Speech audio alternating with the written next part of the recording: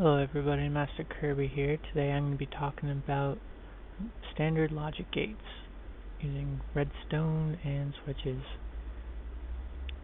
So basically, got a little setup here. This one here is an input-output gate. Most simple you can get it. Got a switch on the block and it turns on and off. The blue here would be where you'd put the door or arrow dispenser or whatever you want to actuate. So that's the most basic there is. Alright, enough of the boring stuff. Let's step it up a notch. Next, this is a NOT gate. This is basically the same thing, but it's inverted because there's a torch on it. So, that obviously redstone torches are default on, giving power. A switch will turn it off. Imagine that. Alright, moving on. NOR gate. So, this here, same concept, but there's two switches. Of course, either one will turn it off, but if you have them both down, it will not turn back on. If either one of these is down, it will not turn back on. So it's like a lock.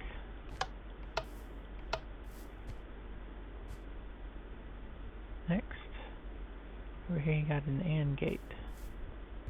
The way this little fellow works, you gotta have both switches flipped in order to turn it on.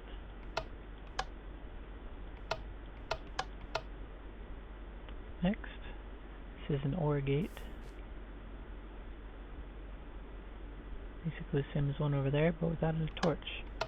The way this one works is, if one is down, it will stay on. The other one was just the opposite of that. Next, an XOR gate. Alright, so this is where things start getting interesting. Look at the setup here. Flip one switch, turns on. Flip another switch, turns off. Go back to this one.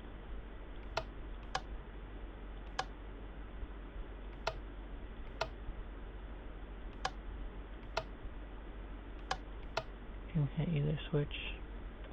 I'm sure this, it's just a lot more complicated version, nothing special.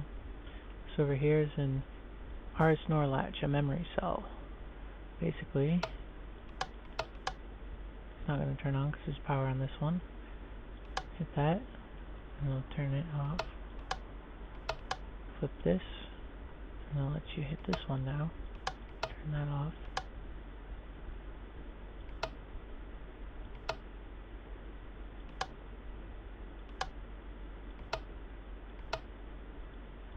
Kind of see where this is going. Here's an AND gate. An AND gate. Gotta hit both switches. Turn it. This is an SC lock, a dual lock. The way this one works is, in order to activate it, you need to have at least one of these down, I believe. The ones on the sides won't do it. That one in the middle.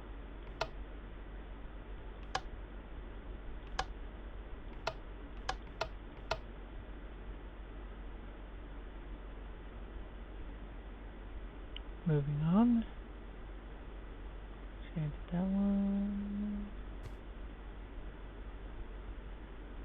Oh, this one's a little different. This is RS NAND latch memory cell. Kind of like the other one, set up a little differently.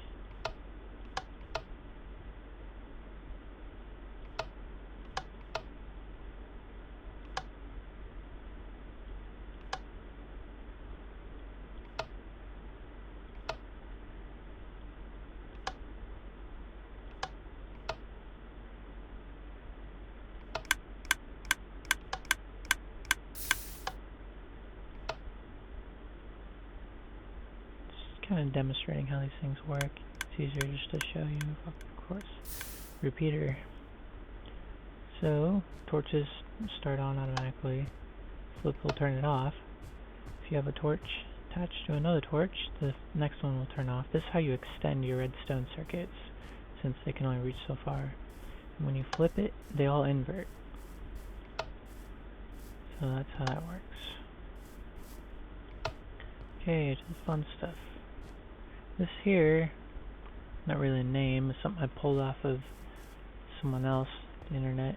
I was watching a video and saw him set this up.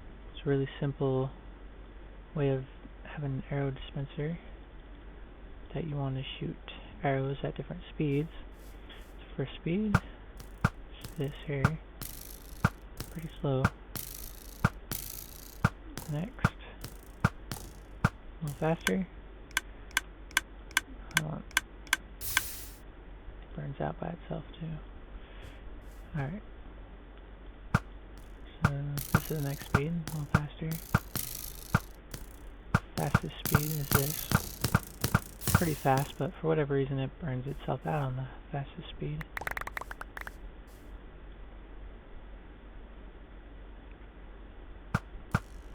This is at 5 o'clock. Oh yeah, it'll turn back on and stuff too, I guess. Very interesting.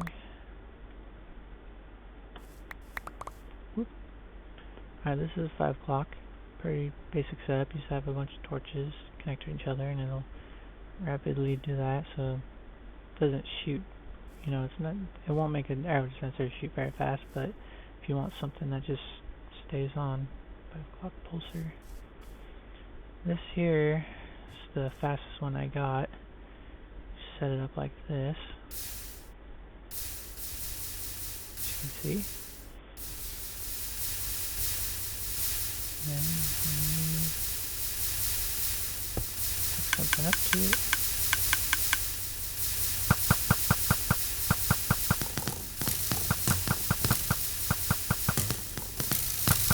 Turn this place into a battleground.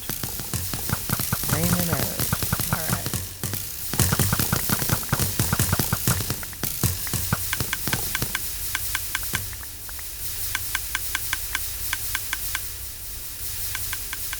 Rapid pulsar. I keep this one off because it gets annoying after a while. Alright, so that's all the basic redstone logic gates. I've got one more I'd like to show you. I'm just going to go ahead and set it up. If I can get to... Hold on a second.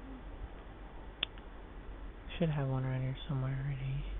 Where am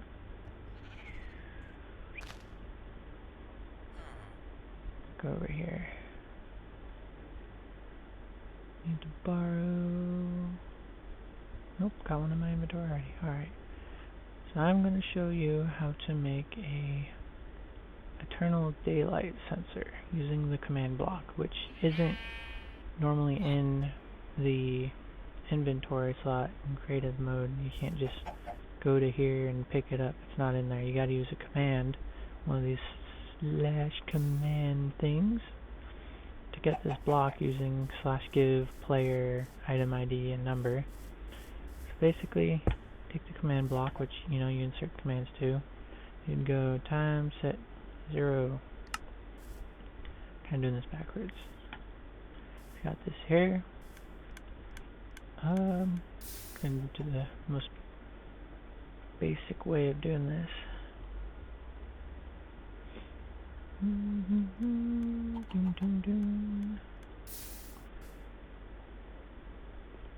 Alright. So redstone torch, power it. I'm going to need this a little different.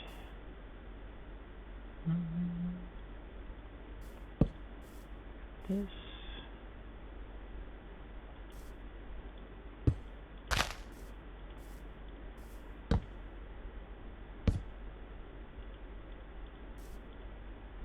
Alright, so the way this works is the daylight sensor, when the higher the sun is in the sky, the more power it gets. And basically when the sun's up at all, it'll power at least one. So basically when it's nighttime, it doesn't, it's not powered. Not powered at all. So when it gets to nighttime, sun starts going down, this will stop powering this, which will turn it back on, and when that turns back on, it's going to power the command block, which sets the time to 0. So once the sun finally goes down,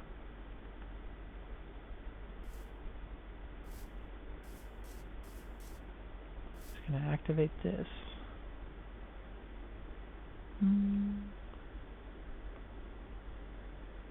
Waiting.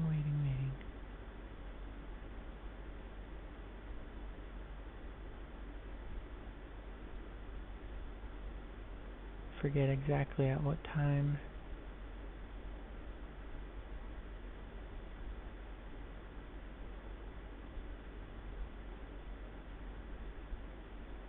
There we go. As you can see, it stopped powering it, turned it on, hit the command block, which has time set 0 in it, made it a new day. So if you're in the chunk that this is in,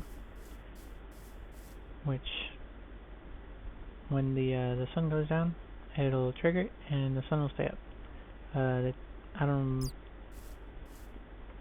if they add a new command that makes it so it just stays daylight, this will be pointless, but still, it's a little idea you can use.